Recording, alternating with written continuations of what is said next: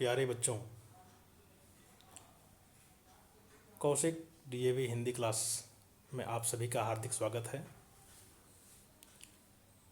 आज कक्षा 8वीं की ज्ञान सागर में संकलित पाठ 4 दोपहरी का रसास्वादन हम सभी करेंगे। आज दोपहरी नामक काव्य कवि शकुंत माथुर द्वारा रचित है। इस काव्य के माध्यम से कवि ने गर्मी के मौसम में चिलचिलाती हुई धूप में अपने जीवन यापन हेतु परिश्रम करते हुए किसान, गरीब तबके के लोग तथा पशु पक्षियों के जीवनचर्या का वर्णन किया है। यहाँ आप चित्र में देख रहे हैं एक घोड़ा जो कि टांगे में बंधा हुआ है, वह अपने गाड़ी को खींचता हुआ आगे ले जा रहा है। आप यह भी देख रहे हैं कि चिलचिलाती धूप और सूर्य अपने चरम अवस्था पे है। सूर्य की गर्म किरणें जो पृथ्वी पे आ रही हैं, इससे सड़कें भी गर्म हो गई हैं। यह मौसम सड़क पर चलने वाले प्रत्येक प्राणी के लिए या अन्य पशु पक्षियों के लिए जो कि इस मौसम में अपनी जीवनचर्या के लिए प्रयासरत हैं, अपने 2 दिन की रोटी प्राप्त करने के लिए वो प्रयासरत हैं, तो उनके लिए यह मौसम कितना कष्टदायी है, इसी का वर्णन कवि शकुंत माथुर जी ने किया है। नीचे आप देख रहे हैं कि एक वृद्ध व्यक्ति जो अपने लाठी पे पीछे गठरी बांधे हुए और उस धूप में, उस गर्मी में बढ़ता जा रहा है। तो एक सामान्य आदमी के लिए, एक सुविधाहीन आदमी के लिए यह मौसम कितना दुखदाई हो सकता है, कवि ने इसका मार्मिक वर्णन किया है। आगे हम सभी दूसरे स्लाइड में इस पाठ के बारे में पढ़ेंगे कि कवि क्या कहना चाहते हैं अपनी लेखनी से। तो यहाँ देखिए, अपने किताब में आप ध्यान देंगे कि गर्मी की दोपहरी में तपे हुए नभ के नीचे काली सड़कें तारकोल की अंगारे सी जली पड़ी थीं। छाह जली थी पेड़ों की भी, पत्ते झुलस गए थे, नंगे नंगे दीर्घकाय कंकालों से वृक्ष खड़े थे। हों अकाल के ज्यों अवतार। यहाँ तक का अर्थ देखेंगे कि गर्मी की दोपहरी में तपे हुए नभ के नीचे, यानी मौसम जो कि पहले इस स्लाइड में आपको बताया गया है कि यह दोपहरी जो है वह गर्मी वाली दोपहरी है। तो इस मौसम में आप भी यह अनुभव करते होंगे कि जब दोपहर का समय होता है और सूर्य जब हमारे सर के ऊपर होता है तो हमें राह चलते समय कैसा महसूस होता है। उसकी पीड़ा को, उस कष्ट को चलने वाला व्यक्ति ही समझ सकता है। तो यहाँ कवि लिखते हैं कि गर्मी की दोपहरी में तपे हुए नभ के नीचे, जबकि आसमान सूर्य के गर्म किरणों के मारे तप रहा है, और फिर क्या है कि काली सड़कें तारकोल की अंगार ऐसी जली पड़ी थी। तो यहाँ तक का अर्थ यही है कि उस गर्मी के मौसम में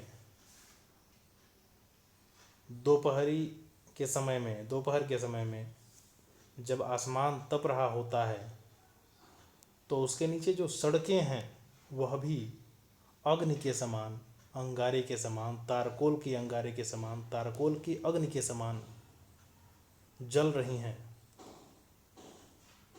फिर क्या है कि छाह जली थी पेड़ों के भी, पत्ते झुलस गए थे, नंगे नंगे दीर्घकाय कंकालों से वृक्ष खड़े थे, हों अकाल के। अब गर्मी इतनी तेज है, सूर्य की किरणें इतनी प्रभावी हो गई हैं कि वृक्षों की छांव में भी जलन महसूस हो रही थी और वृक्षों के पत्ते झुलसे से दिखाई दे रहे थे।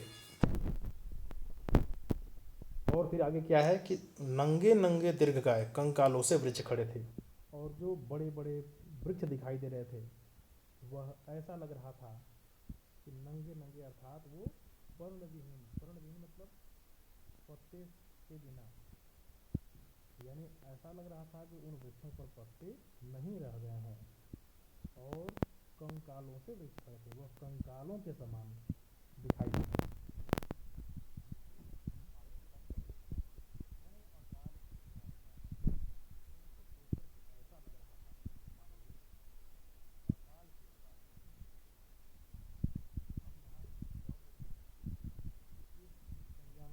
इस पैराग्राफ में जो हमने अभी पढ़ा इसमें अलंकार भी है। अंगारे सी, तो जब भी सा से सी, सरीखे, समान, सम ऐसे वाचक शब्द जब आते हैं तो यानी इन वाचक शब्दों से तुलना होती है। तो उन सड़कों की तुलना, जलती हुई सड़कों की तुलना किससे हो रही है? तारकोल के अंगारे से, यानी वो सड़कें ऐसी लग रही हैं जैसे तारकोल की अग्नि है, तारकोल की आग जल रही हो। तो यहाँ तुलना की जा रही है, तो यहाँ उपमा अलंकार है।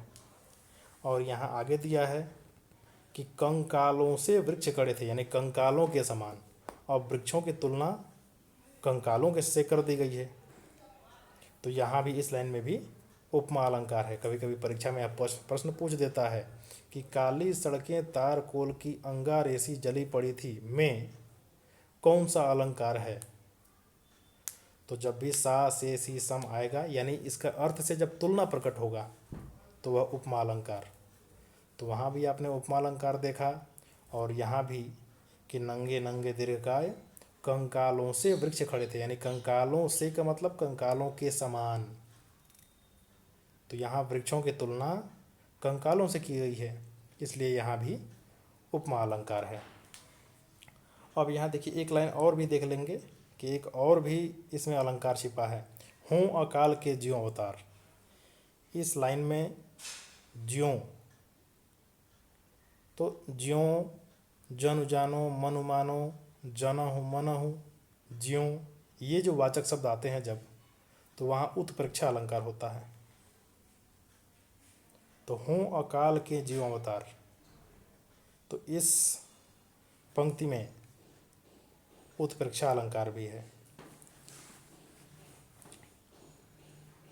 अब आगे चलते हैं कि एक अकेला तांगा था दूरी पर, कोचवान की काली सी चाबुक के बल पर वो बढ़ता था, घूम घूम जो बल खाती थी सर्प सरीखी, बेदर्दी से पड़ती थी दुबले घोड़े की गर्म पीठ पर, भाग रहा वह तारकोल की जली अंगीठी के ऊपर से। अब यहाँ तक का भावार्थ देखेंगे कि एक अकेला तांगा था दूरी पर, यानी कुछ दूरी पर एक तांगा जिसमें घोड़ा जुता हुआ था वह लिए जा रहा था।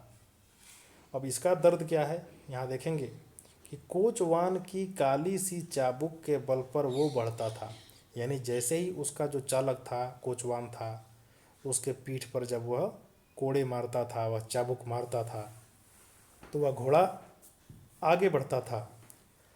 अब वहाँ आगे दिया है लाइन कि घूम घूम जो बल खाती थी सर्प सरीखी। कौन बल खाती थी?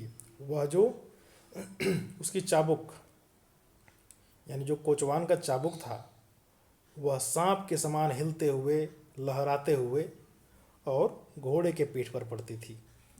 सर्प सरीखी, तो देखिए यहाँ सर्प सरीखी में भी उपमा अलंकार है कि सांप के समान, जैसे सांप लहराता है वैसे ही कोड़े भी, उसका चाबुक भी लहराता था। बेदर्दी से पड़ती थी दुबले घोड़े की गर्म पीठ पर, और वह चाबुक जो सांप के समान लहराती हुई चलती थी वह बेदर्दी से यानी बेपरवाह उस बेचारे दुबले घोड़े की गर्म पीठ पर पड़ती थी। तो उसके चोट से वह घोड़ा आगे बढ़ता जाता था। आगे है कि भाग रहा वह तारकोल की जली अंगीठी के ऊपर से। अब वह जब चाबुक उसके पीठ पर पड़ती थी तो उसके भय से, उसके दर्द से और अपने आप को भी नीचे और ऊपर दोनों तरफ से जलते हुए धूप से बचाने के लिए वह, और अपने मालिक को उसके गंतव्य तक पहुंचाने के उद्देश्य से वह आगे उस जलती हुई सड़क पर बढ़ता जा रहा था। अग्नि के समान जलती हुई सड़क पर बढ़ता जा रहा था। इसके बाद का देखेंगे कि कभी एक ग्रामीण धरे कंधे पर लाठी, सुख दुख की मोटी सी गठरी लिए पीठ पर भारी, जूते फटे हुए जिनमें से थी झांक रही गांवों की आत्मा। अब यहाँ अब तक आपने घोड़े का देखा, अब यहाँ एक ग्रामीण को देख रहे हैं। इसी चित्र में दिखाई दे रहा है आपको कि एक ग्रामीण अपने कंधे पर गट्ठर लिए हुए जा रहा है। उसका क्या दर्द है कि कभी एक ग्रामीण धरे कंधे पर लाठी, ये ग्रामीण व्यक्ति, तो यहाँ ग्रामीण से अर्थ गरीब से है, क्योंकि यदि यह अमीर होता, धनी होता और सुविधाओं वाला होता तो इस तरीके से लाठी में अपने गट्ठर टांगे हुए पीठ पर लेकर नहीं जाता। तो वहाँ ग्रामीण से अर्थ एक गरीब तबके के व्यक्ति से है कि एक गरीब तबके का व्यक्ति अपने 2 जून की रोटी कमाने के लिए, अपने परिवार के भरण पोषण करने के लिए अपने लाठी पर गट्ठर को अटकाए हुए पीठ के सहारे धीरे धीरे उस धूप में, कड़ी धूप में चलता जा रहा था। जूते फटे हुए, उस व्यक्ति के जूते फटे हुए थे। तो फटे जूते होने का अर्थ कि वह बिल्कुल ही गरीब है, निहायत गरीब है। और जिनमें से थी झांक रही गांवों की आत्मा, तो गांवों की आत्मा यानी कि उसकी गरीबी वह जूते को द्वारा बयां हो रही थी। जिस फटे हुए जूते को पहनकर वह उस जलती हुई सड़क पर चल रहा था, उस फटे हुए जूते से उसकी दीन दशा, तो गांवों की आत्मा का मतलब उस व्यक्ति के दीन दशा, उस की गरीबी बयां हो रही थी। अगले पेज पर चलते हैं।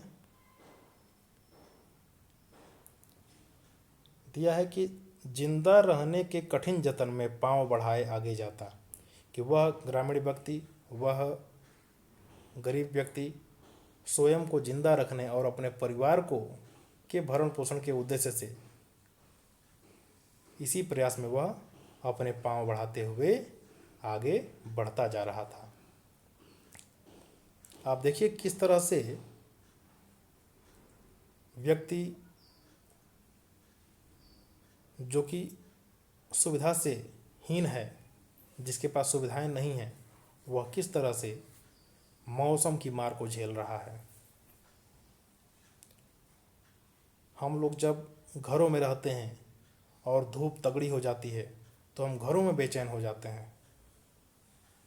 लेकिन उस व्यक्ति की स्थिति को आप देखें कि जो किसी तरह से अपना जीवन यापन कर रहा है, एक पतले से कपड़े को ऊपर से डाल करके और उसके नीचे वह सो रहा है, उसके नीचे वह जीवन यापन कर रहा है। उसके लिए बारिश के मौसम में भी दिक्कत है, उसके लिए अधिक धूप वाले मौसम में भी दिक्कत है, यानी वह तो सदैव ही दिक्कतों का सामना करना पड़ रहा है। उसके लिए ठंड भी बहुत बड़ा कष्टदायक है, तो वह मौसम की मार तो हमेशा झेलता रहेगा। अब आगे है कि घर की खपरेलों के नीचे चिड़ियां भी दो चार चोंच खोल उड़ती छिपती थी खुले हुए आंगन में फैली कड़ी धूप से। अब देखिए चिड़ियों के दर्द को बयां किया जा रहा है कि गर्मी के मौसम में चिड़ियों की क्या स्थिति है। कि घर की खपरेलों के नीचे, जब गांव में बहुत पहले, अब तो लगभग नहीं मिला करते हैं, लेकिन आज भी कहीं कहीं देखने को मिल जाते हैं कि गांव में कुछ खपरेल वाले घर होते हैं, तो वहाँ चिड़िया उस गर्मी के मौसम में, भरी दोपहरी में, चिलचिलाती हुई धूप में अपने आप को बचाने के लिए, उस धूप से बचाने के लिए खपरेलों के नीचे उड़ती छिपती हुई नजर आती हैं, क्योंकि आंगन में चारों तरफ से धूप फैली हुई होती है। वह उसी खपरेलों के नीचे, जिसको आज हम बरगे, रैक इत्यादि बोलते हैं, तो वहाँ छिपा करती हैं, ताकि किसी तरह से उनका जीवन यापन किसी तरह से अपने आप को उस गर्मी से बचा पाए। तो यहाँ चिड़ियाँ भी परेशान हैं। अब आगे हम देखते हैं कि बड़े घरों के श्वान पालतू, श्वान मतलब कुत्ते, बाथरूम में पानी की हल्की ठंडक में नैन मूंद कर लेट गए थे। अब समस्या पक्षियों तक आपने देखा, अब यहाँ पशुओं के लिए भी समस्या है कि बड़े घरों के श्वान पालतू। अब जो बड़े घरों के कुत्ते हैं, पालतू कुत्ते हैं, उनकी क्या दशा है कि वो भी उस मौसम की मार झेल रहे हैं। तो वो कहाँ जा रहे हैं अपने आप को बचाने के लिए, उस मौसम की मार को सहने के लिए, बर्दाश्त कर लेने के लिए, उससे निजात पाने के लिए कहाँ जाते हैं वो जाते हैं बाथरूम में पानी की हल्की ठंडक में।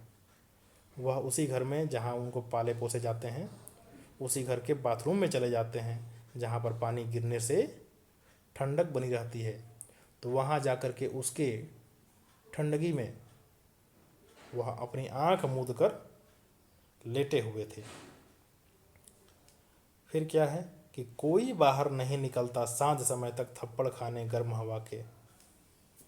कि इस दोपहरी में जो धूप की मार है, जो मौसम की मार है, इस मौसम में हवा के थपेड़े भी जो गर्म महसूस हो रहे हैं, उस हवा के थपेड़े खाने कोई नहीं निकलता है सांझ समय तक, यानी शाम तक कोई बाहर निकलना नहीं चाहता है। आगे क्या है कि संध्या भी चहल पहल ओढ़े थी गहरे सोने रंग की चादर गर्मी के मौसम में। और उस गर्मी के मौसम में शाम का समय भी ऐसा लग रहा था जैसे सोने रंग की चादर, गहरे सोने रंग की चादर ओढ़ करके और वह आराम कर रहा हो। वह मतलब जो शाम है, तो शाम को यहाँ संज्ञा के रूप में लिया गया है कि शाम या संध्या का समय ऐसा लग रहा था जैसे वह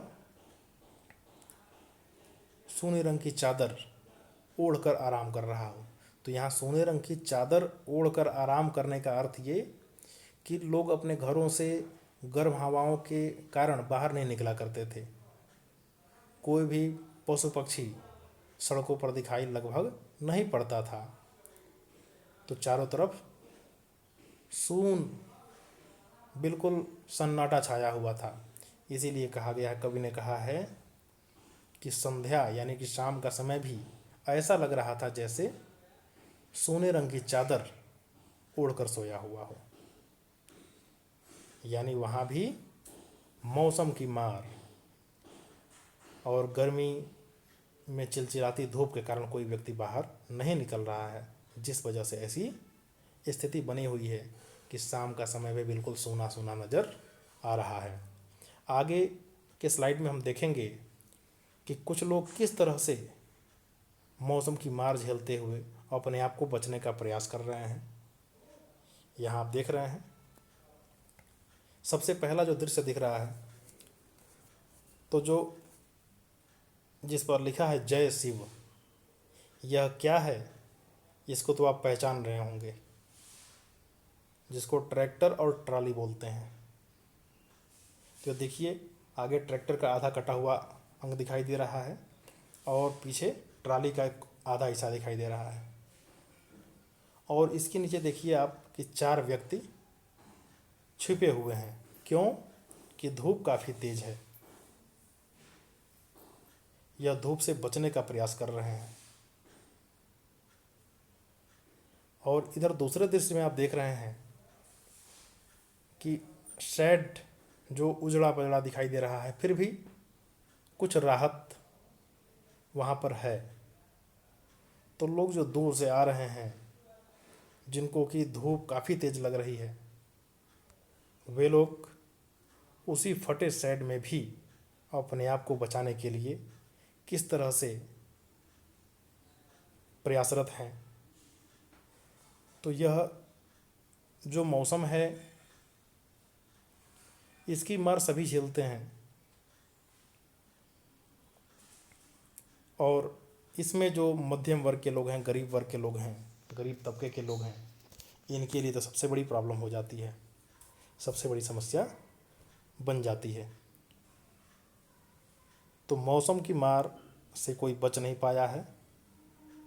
हाँ, जिनके पास सुविधाएं हैं, पर्याप्त सुविधाएं हैं, जिनके घरों में एसी है, फ्रिज है, कूलर हैं, पंखे हैं और बिजली भी है, ऐसे लोग तो उस मौसम की मार से बच जाया कर रहे हैं। लेकिन जो सामान्य जन हैं, उनके लिए समस्या यह मौसम बन पड़ती है। तो इस पाठ में कवि ने मौसम के दर्द को, उस वातावरण से इसे जो दर्द प्राप्त होता है, जिससे सामान्य जन दुखित हो जाते हैं, सामान्य पशु प्राणी भी दुखित हो जाते हैं, ऐसे लोगों के दर्द को बयां करते हुए कवि ने यह लेखनी चलाई है। धन्यवाद। आज की क्लास में बस इतना ही। फिर हम अगले पाठ को लेकर के पुनः उपस्थित होंगे। तब तक के लिए आप सभी को बहुत बहुत धन्यवाद।